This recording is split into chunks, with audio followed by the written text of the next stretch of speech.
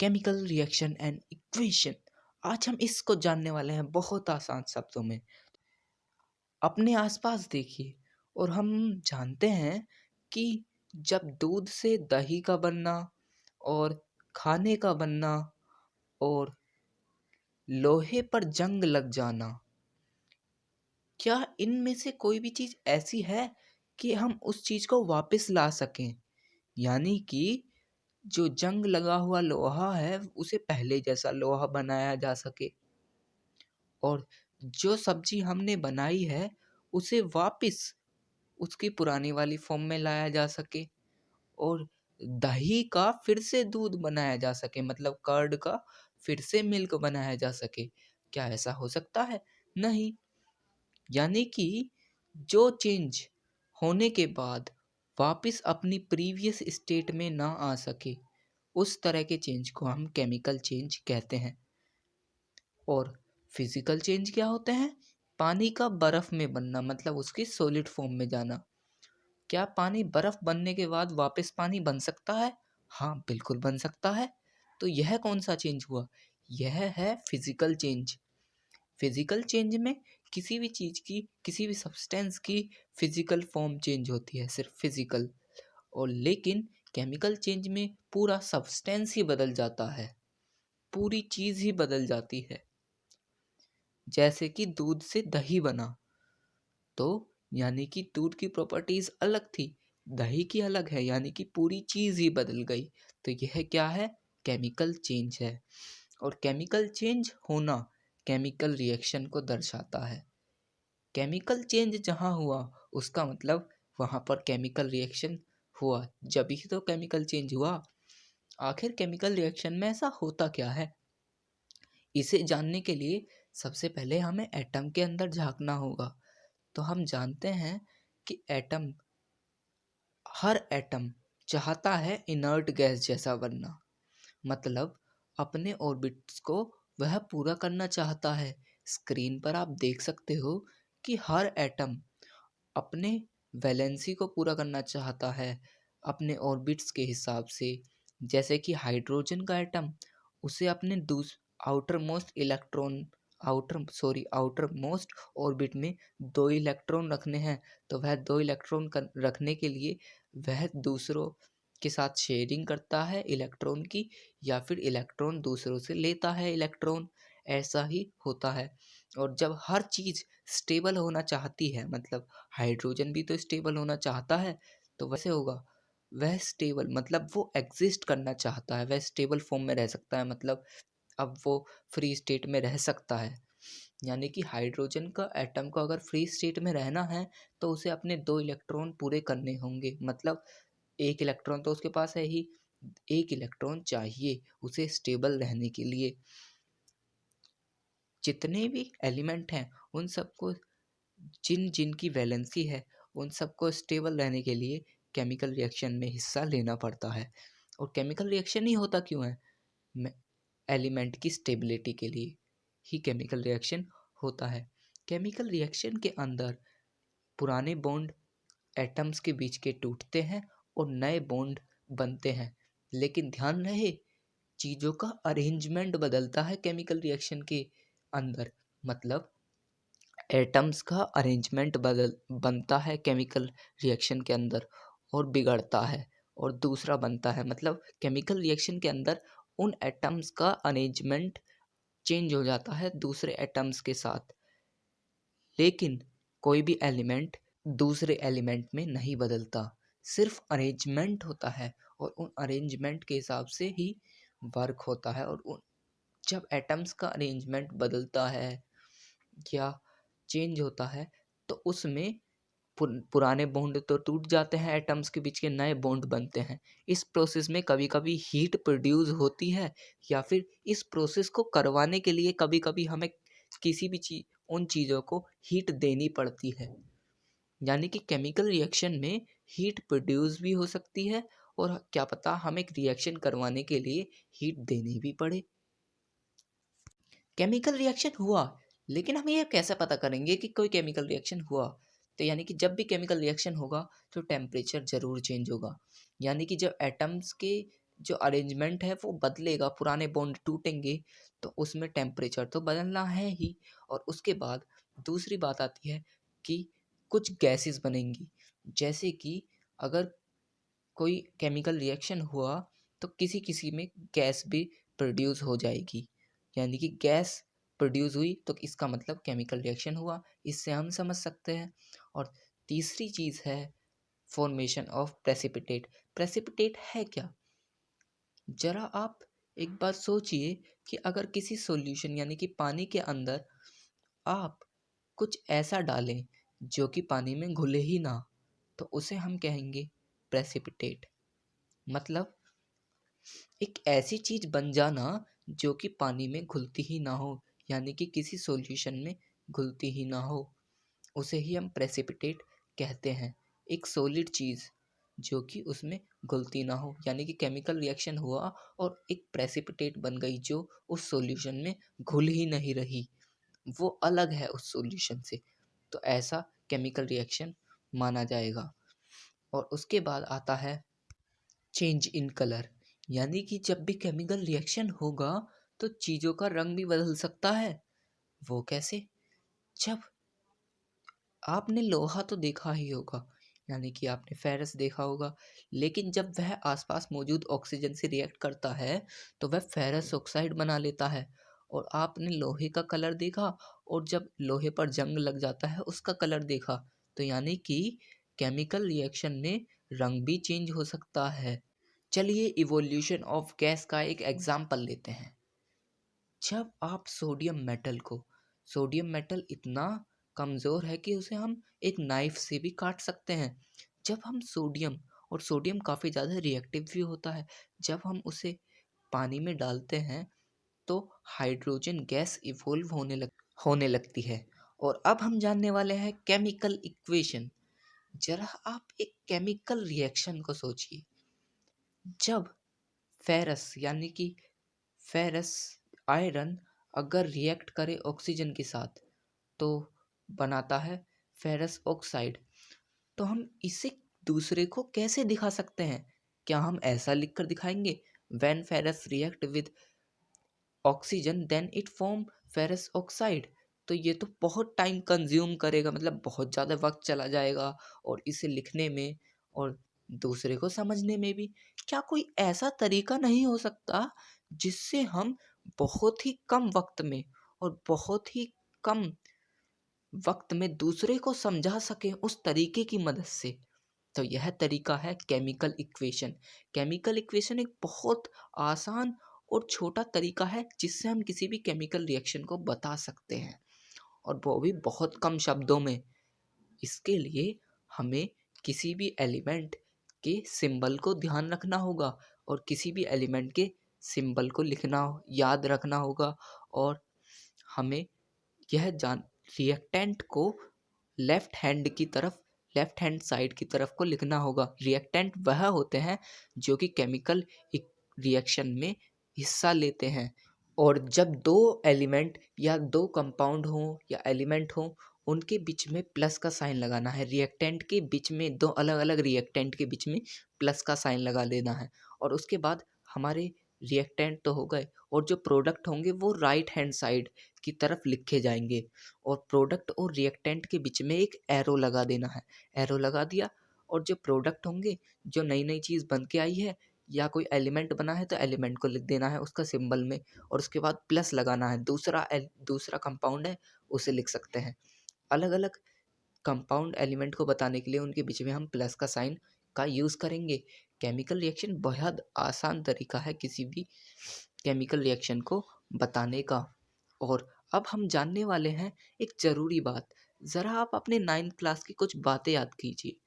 आप जानते होंगे कि अगर किसी भी केमिकल रिएक्शन में जितना रिएक्टेंट का मास होगा, जितना रिएक्टेंट का वज़न होगा, उतना ही प्रोडक्ट का मास होगा। Law of conservation of mass के हिसाब से, मतलब जितना मास किसी एलिमेंट या कंपाउंड का रिएक्टेंट की तरफ है, उतना ही मास किसी एलिमेंट या कंपाउंड का प्रोडक्ट साइड होगा। तो इसके लिए हमें क्या करना पड़ेगा? इसके लिए हमें बैलेंस करना पड़ेगा। अब बैलेंस क्या है? ये है क्या? तो चलिए इसे समझते हैं। तो बैलेंस करना मतलब जैसे आपने कैलकुलेशन की है, मैं आपके सामने 2 वर्ड लिखता हूँ। जैसे कि यहाँ पर 3 इक्वल टू 2, मतलब 3 और 2 को इक्वल करना है, तो हम 3 की मल्टीप्लाई 2 से कर देंगे, 2 की मल्टीप्लाई 3 से कर देंगे, दोनों तरफ 6 हो जाएगा और 6 तो इक्वल होते हैं। बिल्कुल इसी तरह करना है, हम किसी भी इक्वेशन को बैलेंस करना है तो सबसे पहले हमें यही करना है। और बैलेंसिंग अब हम जान चुके हैं, तो चलिए अब बैलेंस से आगे कुछ और चीज़ों के बारे में जानते हैं। तो चलिए आप शुरू करते हैं कुछ और ज़रूरी बातें। तो जो केमिकल इक्वेशन बैलेंस नहीं होती उसे हम स्केलेटल स्केलेटल केमिकल इक्वेशन कहते हैं, और जो केमिकल इक्वेशन बैलेंस नहीं होती उन्हें हम अनबैलेंस केमिकल इक्वेशन भी कहते हैं। इसके 2 नाम हैं। तो अब हम आगे बढ़ते हैं, और अब जब हम जानते हैं कि केमिकल रिएक्शन, हमने जो पढ़ा था कि केमिकल रिएक्शन के बारे में ये कितने तरह के होते हैं, हमने इसकी खास बातें जानी। लेकिन हर चीज़ के एक टाइप होता है, मतलब वो कितने तरह का, हर केमिकल रिएक्शन की अपनी एक खास बात होती है। तो उसी खास बात के हिसाब से हमने केमिकल रिएक्शन के कुछ टाइप रखे हैं। तो सबसे पहला टाइप है कॉम्बिनेशन रिएक्शन। इसमें क्या होता है जब दो रिएक्टेंट या उससे ज़्यादा रिएक्टेंट मिलकर एक सिंगल प्रोडक्ट बनाते हैं, उसे ही हम कॉम्बिनेशन रिएक्शन कहते हैं। कॉम्बिनेशन से ही समझ में आ रहा है, कॉम्बाइन होना, एक सिंगल चीज़ बनाना। आपने कैल्शियम ऑक्साइड का नाम तो सुना ही होगा।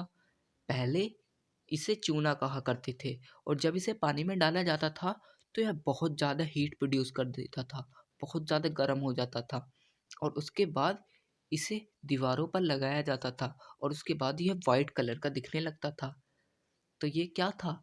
यह था कैल्शियम ऑक्साइड। और जब कैल्शियम ऑक्साइड को डाला जाता है, जब वाटर से ये रिएक्ट करता है, तो यह बहुत ज़्यादा हीट प्रोड्यूस करता है, और जो प्रोडक्ट बनता है वह होता है कैल्शियम हाइड्रो ऑक्साइड।